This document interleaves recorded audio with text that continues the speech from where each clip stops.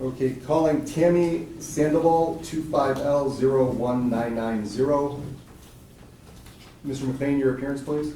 Yes, good morning, Your Honor. Kevin McLean, appearing on behalf of Ms. Sandoval, who is present via video conference at the Livonia Police Department. Ms. Sandoval, tell me your name, please. Ann Sandoval. And for the prosecution, Mr. Crego, your appearance, please. Yes, good morning, Your Honor. May it please this most honorable court, Attorney Brian J. Crego, P number 74568, appearing on behalf of the people this morning. Thank you. Ms. Sandoval, you're before the court today to be arraigned on 6 felony charges. You have the right to remain silent. Anything you say orally or in writing can be used against you in court. You have the right to a preliminary examination. The purpose of that examination is for the prosecution to prove by a probable cause standard that you committed the crimes alleged in the city of Livonia within Wayne County. You have the right to a lawyer during all court proceedings, and you also have the right to a lawyer at public expense if you cannot afford to hire one yourself. You also have the right to a lawyer present during any questioning that you consent to. Do you understand those rights, ma'am? Yes, sir. Okay, I'm going to tell you what the charges are. I'm going to tell you what the penalty for those charges are. It is alleged by the people of the state of Michigan versus Tammy Sandoval that on June 29th of 2025 in the city of Livonia, Michigan, count 1, operating with license suspended, revoked, or denied causing death. That you did operate a motor vehicle upon the intersection of Linden Street and Merriman Road, a highway, while your operator's license was suspended or revoked, and the operation of that vehicle did cause the death of Khalil Robinson, contrary to MCL 257904. That is a felony. It's punishable by up to 15 years in prison and or a fine of $2,500 to $10,000, along with vehicle forfeiture, vehicle immobilization.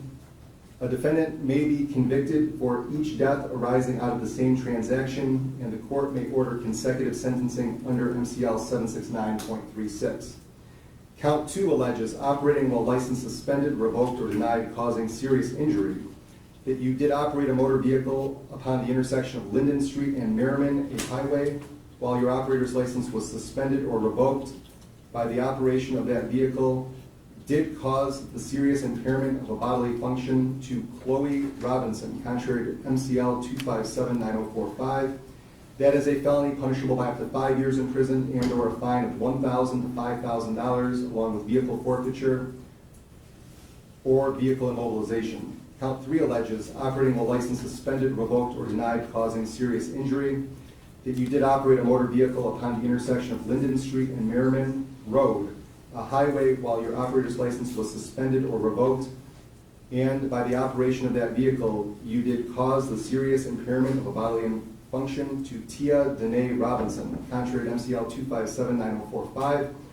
That is also a felony punishable by up to 5 years in prison and or a fine of $1,000 to $5,000, with vehicle forfeiture or immobilization of the vehicle. Count 4 alleges failure to stop at the scene of an accident when at fault, resulting in death. That you did, being the driver of a blue 2007 Ford Fusion, who caused an accident upon Merriman Road in Linden that was open to the public for travel, and that you knew or had reason to believe that you had been involved in accidents. That you did fail to immediately stop the vehicle at the scene of the accident and remain there until you had complied with the requirements of MCL 257.619, and the accident resulted in the death of Khalil Robinson, contrary to MCL 257.6173. That is a felony punishable by up to 15 years in prison and or a fine of up to $10,000. A defendant may be convicted for each death arising out of the same transaction, and the court may order consecutive sentencing. Count 5 alleges failure to stop at the scene of an accident resulting in serious impairment or death. That you did, being the driver of a blue 2007 Ford Fusion, who knew or had reason to believe had been involved in an accident upon Merriman and Linden Roads, property open to travel by the public, did fail to immediately stop the vehicle at the scene of the accident and remain there until you had complied with the requirements of MCL 257.619, and the accident resulted in the serious impairment of a bodily function or death of Chloe Robinson, contrary to MCL 257.6172, a felony punishable by up to 5 years in prison and/or a fine of up to $5,000. Count 6 alleges failure to stop at the scene of an accident resulting in serious impairment or death, being the driver of a blue 2007 Ford Fusion who knew or had reason to believe that you had been involved in an accident upon Merriman and Linden Roads open to travel by the public, that you did fail to immediately stop the vehicle at the scene of the accident and remain there until you had complied with the requirements of MCL 257.619, and the accident resulted in the serious impairment of a bodily function or death of Tia Danae Robinson. That's contrary to MCL 257.6172. That is a felony punishable by up to 5 years in prison and/or a fine of up to $5,000. Do you understand those charges, ma'am? Yes, sir. At this time, the court is going to have you stand mute on each count, and I will enter a not guilty plea on your behalf. Because these are felony charges, you have the right to a probable cause conference that will be set for July 10th at 9 a.m., and you have the right to a preliminary examination. A preliminary examination is a hearing to be held here at the district court where the prosecution has the burden to prove by a probable cause standard that you committed the crimes alleged in the city of Livonia, Michigan, within Wayne County. That date will be set for July 17th at 11 a.m. As to bond? Yes, thank you, Your Honor. My client is 55 years old. She indicates that she is single with 2 children that are adults that are ages 29 and 19. She resides in Mount Morris, Michigan. She is a high school graduate from East Bay High School in Riverview, Florida. She also completed some college as well following high school. She indicates that she is currently employed with Michigan Gastroenterology in Flint, where she has been employed for about 7 months. She indicates that she is not currently on probation or parole. There is limited prior criminal history before this incident. She indicates that there was one offense from Mount Pleasant which she completed probation satisfactorily. While there's obviously tragic results to the incident that brings us before the court, I'm asking the court to consider a bond in the amount of $100,000, 10% cash or surety. My client and I have had a chance to discuss the charges in detail as well as the maximum possible penalties. She understands her rights. I would request that a court-appointed attorney be granted for her in these matters while she is considering potentially retaining an attorney. Thank you. Mr. Crego, for the people as to bond. Thank you, Your Honor. As the court is well aware, we're going to examine a 2-pronged test to determine the issue of bond, whether the defendant herself is a flight risk or whether she's a threat to public safety. The alleged facts in this case are quite extreme, Your Honor, in which the defendant was leaving the Livonia Spree in the evening hours on June 29th while she was driving a motor vehicle northbound at Merriman and Linden. We have information in terms of throughout the investigation that she was in attendance at the Livonia Spree fireworks. And when she approached the intersection, she entered the intersection at a flashing yellow while 3 individuals were attempting to cross from Linden going eastbound on Linden. And Your Honor, she struck not 1, not 2, but 3 members of the Robinson family. And it was one of the individuals, young Khalil Robinson, passed away as a result of his injuries. He was 3 years of age, set to turn 4 in the month of August. His twin sister was also injured, Chloe Robinson. She was hospitalized and has been, thankfully, been discharged from the hospital and is now suffering from, at this time, life-threatening injuries. But her mother, Tia, a 28-year-old mother who was escorting her children through the crosswalk at Linden and Merriman, she remains hospitalized at this hour. And I've had conversations with the Robinson grandparents, Regina and Michael Robinson. Tia continues to fight for her life and has undergone extensive surgeries to relieve severe head trauma and swelling on her brain, removing portions of her skull. So she continues to fight for her life in terms of these very serious injuries. And after striking these individuals in the roadway, the defendant, in this case we allege, did not stop. She did not call 911. She did not render any aid. She simply drove off. And she drove all the way home to Mount Morris.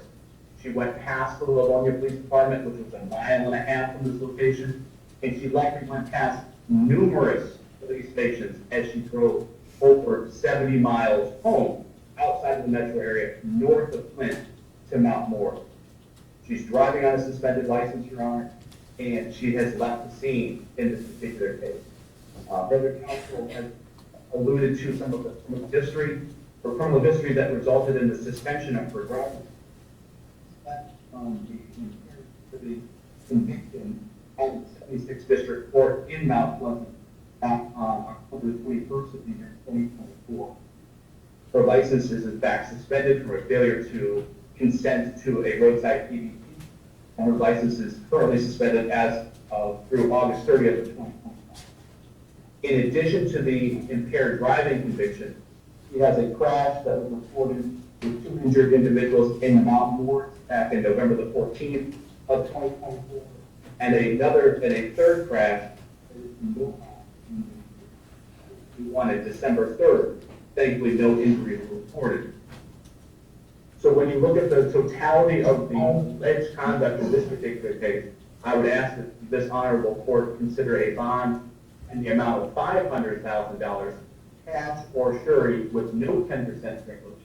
And if the defendant is able to post this monetary bond, which I believe will be designed to ensure her further reappearance, because she demonstrated a flight risk from leaving the scene based upon her alleged conduct in this case, and the protection of society as a whole to keep her off the roadway while she's driving and when she doesn't have a right to drive under a suspended license. I believe that if she's able to post that $500,000 cash or surety bond, that a GPS tether be required in home confinement. I'd ask for you to impose that bond at this time, Your Honor. Thank you, Mr. Prego. Mr. McLean, response? Your Honor, without getting into the facts of the case too much, I've had a chance to review the investigator's report in the court file. It does indicate a lot of what Mr. Crego, Brother Counsel, indicated in terms of what I reviewed as it relates to Ms. Sandoval's conversations with law enforcement after apparently she was unaware of what had actually happened at the incident.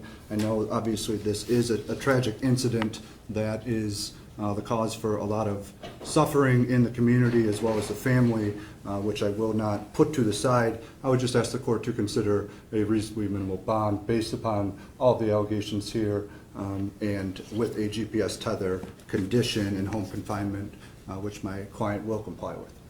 Thank you. At this time, based on the seriousness of the charges alleged and the nature of the charges alleged, I am concerned about the defendant's further appearance in court. At this time, bond will be set in the amount of $600,000 cash or surety. No 10% provision that will be subject to a GPS tether upon release, and the defendant is to consume no alcohol of any kind. If she is released, there will be daily testing via PDTs 3 times daily. Preliminary examination is set for July 17th, 2025, 11 a.m. Probable cause conference, July 10th, 9 a.m. Thank you. Thank you, Your Honor. Officers, if my client could get a phone call or two, I would appreciate it. She had requested that from me while we were speaking earlier this morning. Yes, sir, we'll arrange it. Thank you very much. Good luck, Mr. Sandoval.